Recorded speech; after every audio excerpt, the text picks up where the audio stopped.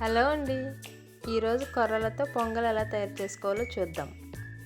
ముందుగా ఒక కప్పు కొర్రలు తీసుకొని శుభ్రంగా కడిగి 8 గంటలు నానబెట్టుకోవాలి. కుదిరితే రాత్రంతా నానబెట్టి ఉంచండి. తర్వాత పొయ్యిపై ఒక కడాయి పెట్టి అరకప్పు పెసరపప్పు తీసుకొని వేయించుకోవాలి. కొర్రలకు అరకప్పు పెసరపప్పు తీసుకోవాలి.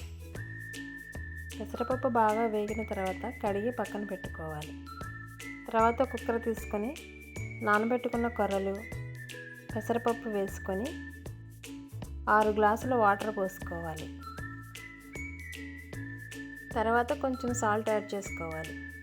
కుక్కర్ మూత పెట్టి 4 విజిల్లు వచ్చేంత వరకు ఉడికించుకోవాలి. ఇలా మెత్తగా ఉడికిన తర్వాత వేరొక కడాయి తీసుకొని 4 స్పూన్ల నెయ్యిని యాడ్ చేసుకోవాలి. తర్వాత 1/2 స్పూన్ ఆవాలు వేసుకోవాలి. 1/2 స్పూన్ జీలకర్ర, కొన్ని జీడిపప్పు పలుకులు, 1 స్పూన్ అల్లం తరుగు, తర్వాత 2 పచ్చిమిర్చిని ముక్కలుగా కట్ చేసుకొని వేయించుకోవాలి.